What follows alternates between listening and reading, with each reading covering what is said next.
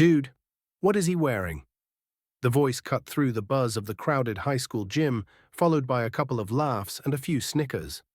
All eyes shifted toward the front row, where a quiet teenage boy had just taken his seat. He wasn't in uniform like the ROTC cadets around him. He wore an old, faded olive-green jacket with a patch on the sleeve that looked like it hadn't seen daylight in decades.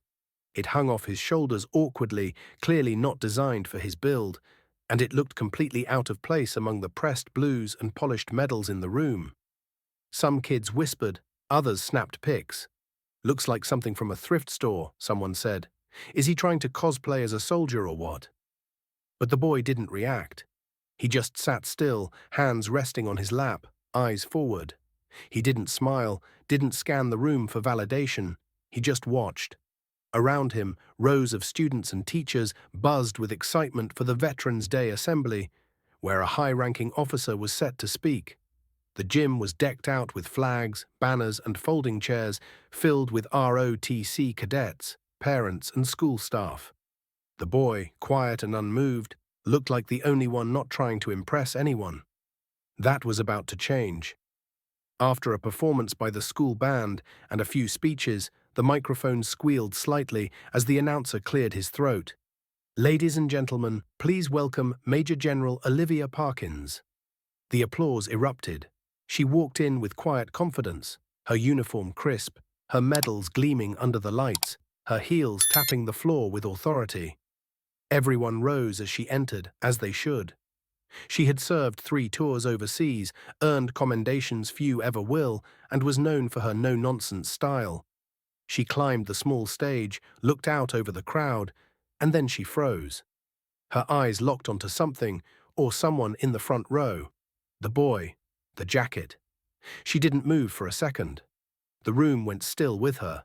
Then, without saying a word, she stepped down from the stage. The audience was confused at first. Cameras tilted, whispers resumed. Where was she going? She walked directly toward the boy in the worn-out jacket. Some students leaned in, expecting a correction, maybe even a scolding.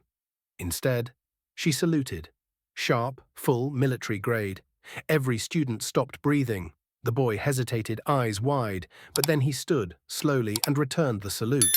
Not perfectly, but respectfully. She lowered her hand. Her voice was quiet but firm. "That jacket," she said, "where did it come from?" He replied softly, "It was my great-grandfather's. He served in World War II, Bastogne, 101st Airborne." The general took one breath and stepped back. She turned to the crowd. "Do you all know what that patch means?" No one answered. She looked around the room. "It means he comes from a bloodline of warriors. That jacket wasn't bought. It was earned. That boy isn't cosplaying. He's carrying history on his shoulders." Silence. Even the kids who had laughed looked away now. She continued, "Sometimes we forget that honor doesn't shine. It fades. It wears. It passes down quietly, without asking for attention. That's the kind of service we should be teaching in this room." And just like that, everything shifted. The ROTC kids stopped adjusting their medals. Teachers stopped checking their notes. One girl in the crowd wiped away a tear. And the boy? He just sat down again, still quiet, still composed. But now the whole room looked at him differently. The general returned to the stage. Her planned speech, pages of it, stayed in her folder. Instead, she spoke from the heart. She talked about the difference between showing honor and living it. About how the quietest person in the room often carries the heaviest legacy. And about how a jacket like that, with that patch, deserves more than a second glance.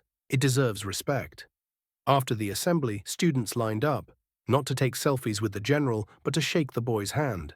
Some asked about his great-grandfather. Others just said sorry. The kids who had laughed. They didn't say much, but they didn't have to. Their silence spoke volumes. The general found him again before leaving. "Your great-grandfather would be proud," she said. "Not just because you wore his jacket, but because you wore it knowing it wasn't about you." The boy nodded once. That was enough. Before we end this story, let us know in the comment, where are you watching from? So respect isn't always loud. Sometimes it walks in quietly, wearing something worn.